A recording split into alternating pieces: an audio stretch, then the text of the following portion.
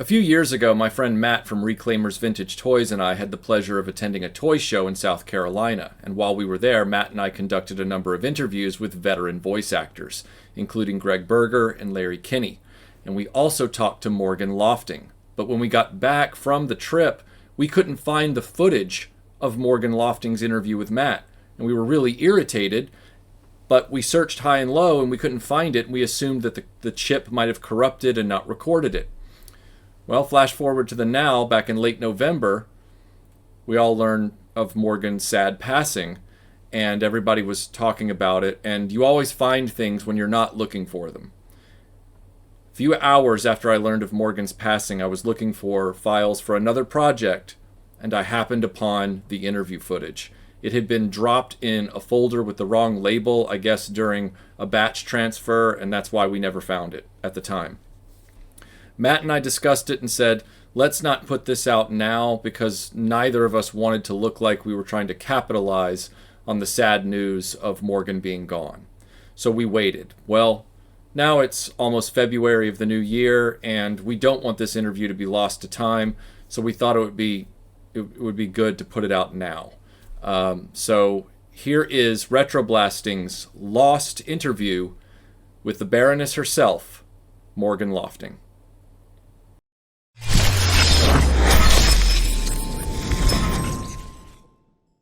Hello, Greenville. Oh my God. Oh my God. We're very loose and fun, so none of these are going to be super hard hitting. Here's the back of my shirt. I know, right? Isn't that Punisher classy? logo. Gabby made these, and she cuts up T-shirts and she creates them. So these are, we're going to do like probably 5 or 6 questions. Nothing too heavy. All right. If it gets heavy, I'll just look at you and go. How dare you, sir? Are we good level-wise? Yes. Okay. Oh, good. I don't want to be have my head off the... Yeah, okay. She's right here and up, and you're right here and up because of height. All right. So hello everyone. It's Matt Swafford with RetroBlasting. We're here at Retro Toy Con in Greenville, South Carolina. Amazing show. If you've never been, you should show. We are gifted with the presence of Morgan Lofting, legendary voice actress. Hello. You may know her from probably the most well-known is the Baroness from G.I. Joe. Oh, do you think, darling? Okay. Yeah, probably. Yeah. I love when they do that just unexpectedly. I know. We're such hams. What can I say? And she was nice enough to grant us a few minutes to answer some questions and say hi to everyone.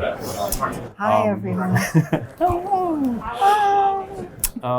So, what can you tell me about how did you approach the character of the Baroness? Oh my God. Everybody asks me this, and of course you walk into an audition and they always have a black and white picture of the character, or you hope they do, because it gives you a place to start. And then they gave out a bio, and there must have been something there that said we want some kind of an accent, we want like a Middle European accent. Otherwise, I don't really know where it would have come from. It was too far outside the ballpark. I probably would have made her an American. And then you go outside because you don't want in any way to make your noises with the other actors around. You don't want to give away what you're... Okay, so I went outside to play because you do have like a page of a script. And I think what actually got it for me was there had to do the Cobra line. And I just... You just let it rip? Blew out the control room window. Wow. Yes. So. Well, that's one of the things that really resonated with the Baroness was how she just rips that. I know. More than any other character. Do you want one? I mean, if you're feeling up to it. Must I do everything myself? I know that one probably is taxing. Cobra!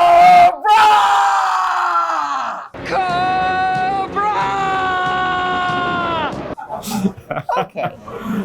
Yeah. What? Yeah, look at the people looking at me like, never mind, I'm from California. Don't worry about it. But, she blew some windows out with that one. Wow, thank you. That was awesome. okay, fine. What got you into voice acting? Okay, drama school, and then, got married, and then so wasn't doing anything with anything. Was working as a temp in a receptionist, and they were going to do a radio spot, and I said, oh, I can do that. And they said, okay, fine. So I joined AFTRA, which at that point was the radio union, and did the radio spot, and then I guess got an agent. And I don't know. There's a certain amount of the biz at that point that you just sort of fall into it, and after a while you meet people and you know people and you get an agent and but there's a big amount of it that's luck. Oh my God. That seems to be a recurring answer, is Yes. that you just kind of... I mean, it's a good idea if you're lucky enough to get the audition to have a vague idea how to put one foot in front of the other, but yeah. Nice. Yeah. Very cool. If you hadn't got into voice acting, what are some of your other interests, or what would you have done as a career? Okay, this is life number 6, actually. Life number 1 was just me growing up. Life number 2 was me married and my son. Life number 3 was going down to LA and doing the biz. But everything overlaps. Life number 4, I totally left the business. And I went to college, and I was 3 years in towards my doctorate. I love the knowledge.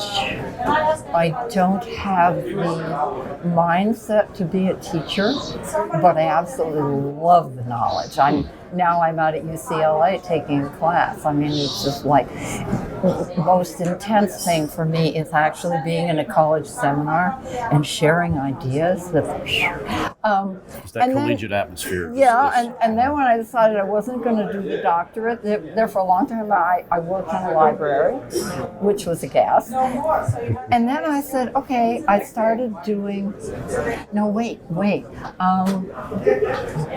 I was invited to a con, and we were all reading a script up on a dais, and the guy who I didn't realize had written the script comes up to me and says, I would like to use you. And I said, you want to give me your number? I had no idea who this guy was. Then I found out that he had written the script.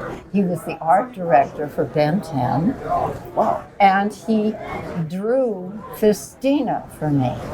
I mean, it was kind of awesome to have somebody actually create a character just for me. And and so I just started, and then I got a voice agent, and so now I'm kind of back. Nice. And now I do a little bit of everything. So that's a very long answer, but this is life number 6. So hey, I like long answers. Those are the most truthful ones. I mean, I love it. I love doing a whole bunch of things. So as to what I'm going to be when I grow up, I have no idea. It's probable that I just won't grow up. So, I mean, obviously with the Sunbow stable of actors that you guys had for G.I. Joe, for Transformers, have you stayed friends with a lot of those people? Were you close with them when you were... Well, now that you kind of just meet on the session. It's not like, LA is not like New York used to be, where you walk down the street and you run into people. In LA, you're basically in your car and you don't hang out at the unions. So yes, you do, but just with some people. It's not the same kind of community. Right. But now that I'm back doing the cons, yeah. You and Greg are like hanging out. It's like, you're hey. still alive. Oh my God. So that kind of thing. Yeah. What's this? I'll make this my last one. Okay. I don't want to take up too much of your time, but what's one of your fondest memories from playing that role, or if you have another character that you loved, or oh my God, it's kind of an everything question. Well, okay. I didn't realize at the time, because you're just doing a job. Here's your script. You're lucky to have the gig. You walk in, you get to play, and they're going to pay you for it. Oh my God. I didn't realize how iconic the character was going to be. Beginning to realize that over the length of the show. Yeah. So I can't point to one particular moment other than doing Cobra, and then Wally Burr, who's in the booth, said, no, we need it bigger. And I'm thinking, what are you doing? Do you have all the gears down? Anyway. Well, I can attest to that iconicness because, as a kid, I was right there front and center for G.I. Joe from the beginning. Wow. So when I see the Baroness on the card art, I was like, oh, so she's a bad guy, but she's a pretty lady. But then when you watch that cartoon, she was dangerous, and she was frightening and capable, and I feel like you kind of gave her that like dangerous kind of edge. You. And the other fun thing about her was I got to start off as just somebody who was your friend. And then the mask comes off. Major Hooper, I'll cover you. Thanks, but I have other plans. Hi, how are you? Oh, God, that was fun. Yeah. Oh. Well, you got to do all the voices of the Baroness in disguise, right? Yes. See, that's Oh, it's like yeah. multi-level. So when did you watch? Before I watched school, when it after came school? out. It was on when I got home from school. Okay. Wait, G.I. Joe was on Saturday mornings? Miniseries for Saturday mornings, but then it went into syndication. Yeah, so it was after school. Syndication Yeah. really fast, yeah. Yep. He-Man was before school, G.I. Joe was after school. But yeah, it was Homework was, homework, whatever. I was in Dayton and at a show in July, and there were 4 women there, and I have the picture of the 4 of them, all dressed up as me, and of course they've all got these hideouter shoes on, Plus they're all tall women, and there's this little person, but it's the greatest picture in the world. And the other thing, the first time I realized that this was not just a show that I'd done, it was the 90s, and I was doing I think I was doing an industrial, and it was a young guy who was the first AD or something, and he just blah blah blah blah, and we were walking along, and I said, oh yeah, and I did the voice of the Baroness and G.I. Joe, and all of a sudden I was aware that there was this gap, there was this pause.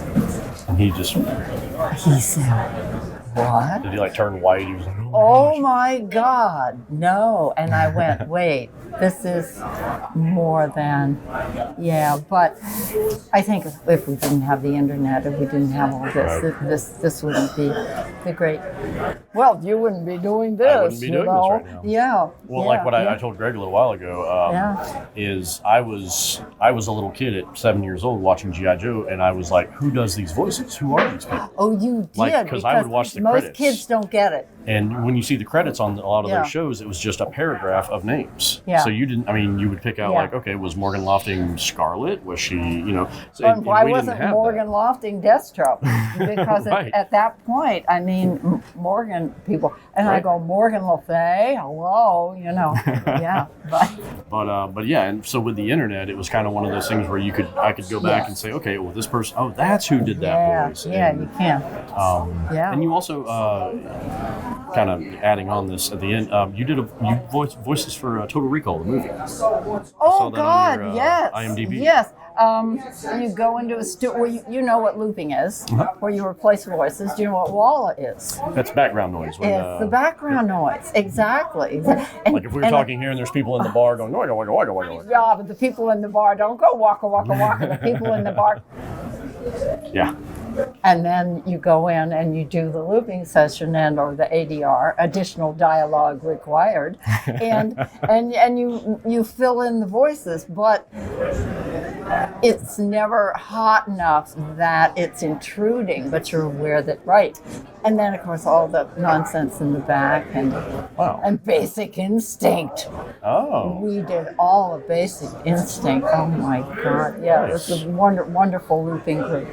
It was so much fun. That's I awesome. still get residuals for stuff. Remember Remington Steele? Oh, probably yes. not. Okay. Oh, yeah. There was a guy dressed as a woman And I don't know why they didn't just have him in and harmonize his voice.